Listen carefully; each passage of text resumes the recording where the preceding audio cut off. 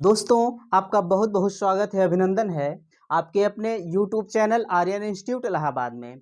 दोस्तों, आज हम आपके सामने उपस्थित हैं। यूपी डीएलएड एडमिशन प्रक्रिया जो आपकी चल रही है, आपको पता है कि आज आपका सेकेंड राउंड का रिजल्ट घोषित कर दिया जाएगा।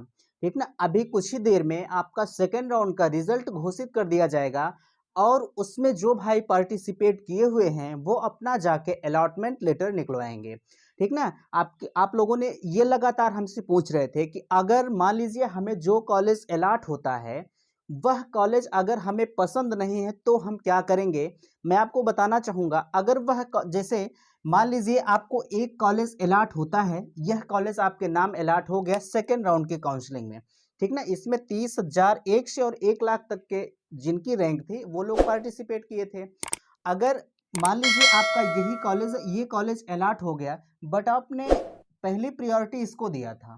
ठीक ना, पहले कॉलेज को इसे लॉक किया था और आपके नाम यह अलॉट हुआ है, तो आप इस कंडीशन में आपकी जो काउंसलिंग शुल्क है 10,000 रुपये, आप उस 10,000 रुपये को पेमेंट नहीं करेंगे। ठीक ना, 10,000 रुपये को पेमेंट नहीं करेंगे, आप सीधे चले जाएंगे अपने इस कॉलेज में जिसे आपने अच्छी तरह से पहली प्रायोरिटी दिया हुआ था, आपने पहले लॉक किया हुआ था, किसी कारणवश वह नहीं मिला, तो आप उस 10,000 रुपये का पेमेंट नहीं करते हुए आप चले जाएंगे उस कॉलेज में।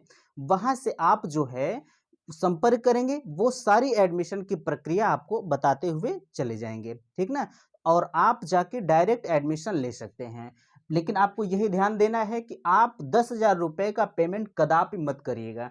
अगर आपने 10,000 रुपये का पेमेंट कर दिया तो आपकी सीट वह पक्की हो जाती है। अगर आप चाहते हैं कि मैंने 10,000 रुपये का पेमेंट जिस कॉलेज के नाम किया है, जिस कॉलेज के नाम आपने किया है, आपने तो 10,000 पेमेंट कर दिया, लेकिन आप चाहते हैं कि अब मैं दूसरे कॉलेज में चला जाऊं, तो आप नहीं जा पाएंगे, आप डायरेक्ट एडमिशन में भी नहीं जा पाएंगे।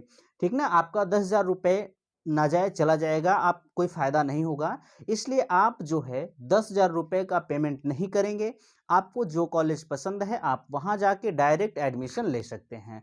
ठीक ना, अब ये मत पूछिएगा कि अब अगले राउंड में क्या प्रक्रिया होगी। अगला राउंड जब आएगा तो देखा जाएगा, थर्ड राउंड जब आएगा तो आपका देखा जाएगा। आपके सामने एक विकट समस्या और थी।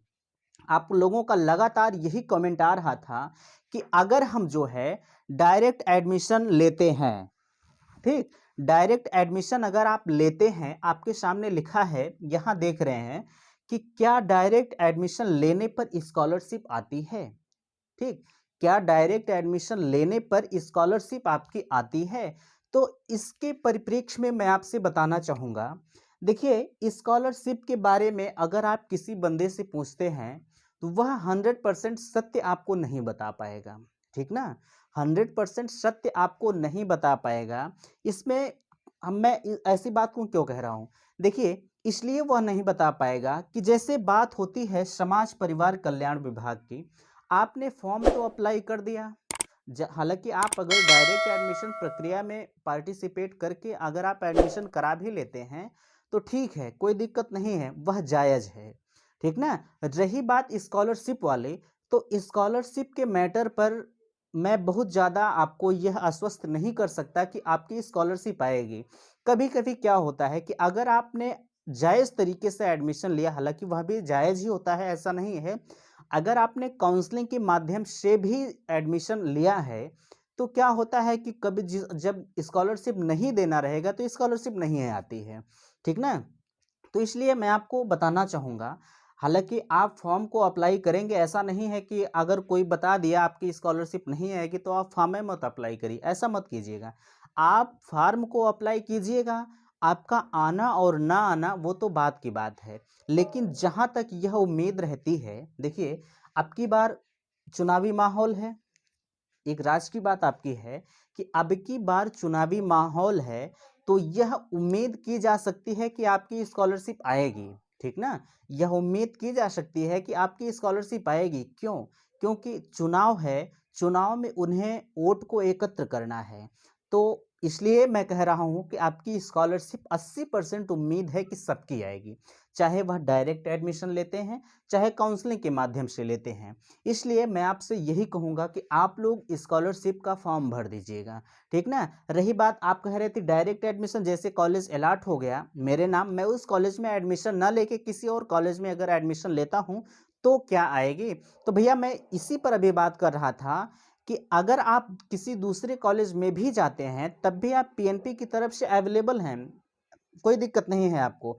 आप स्कॉलरशिप को फॉर्म को भरिएगा। अरे समस्या तो उनको होती है, जैसे अगर जो है कोई आपने डायरेक्ट एडमिशन लिया विदाउट रजिस्ट्रेशन के, हालांकि ऐसी प्रक्रिया आपकी बार नहीं है, ये प्रक्रिया आपकी बार नहीं है। उन्होंने ये नहीं कहा है अभी, पीएनपी की तरफ से कोई भी गाइडलाइंस नहीं निकल कर आई है कि आपका डायरेक्ट एडमिशन होगा ही, ठीक ना, आपका डायरेक्ट एडमिशन होगा ही।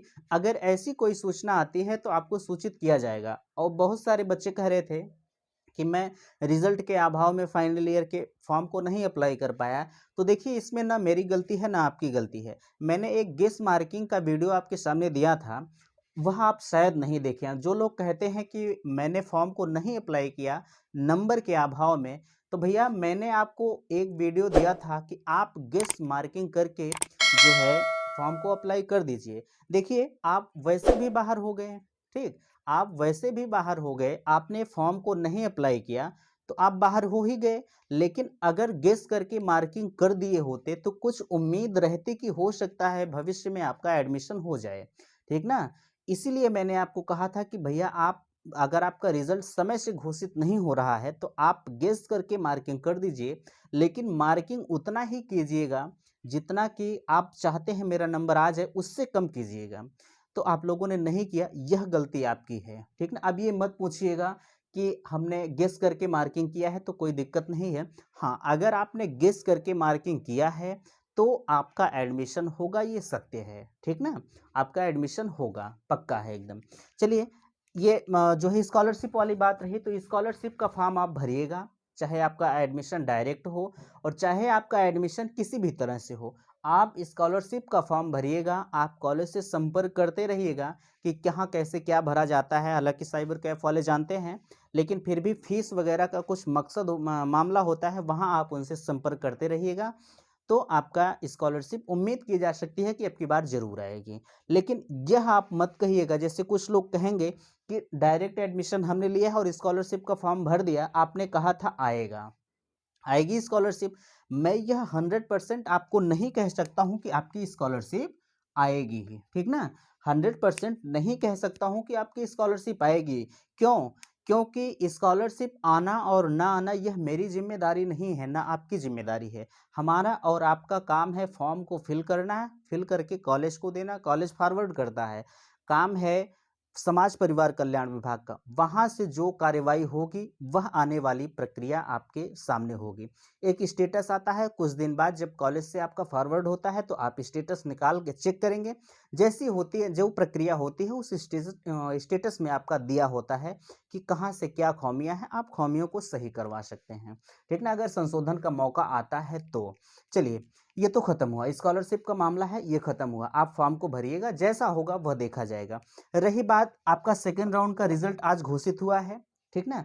आपका सेकेंड राउंड का रिजल्ट आज घोषित हुआ है। जिनका जो है, अगर जो सेकेंड राउंड के जो काउंसलिंग हुई है, अगर जिनको कॉलेज नहीं अलॉट हुआ है, वह अगले राउंड में शिफ्ट होके अपने जो है कॉलेज को लॉक करेंगे। जैसे इसमें क्या है कि मान लीजिए अगर आपको आपने फर्स्ट राउंड में सारे डाइट कॉलेज को डाल दिया, ठीक ना, और सेकेंड राउंड में भी अगर डाइट कॉलेज आपके सामने आ रहा है तो आप पहली प्रायोरिटी डाइट को ही दिए होंगे, ये मुझे पता है, ठीक ना।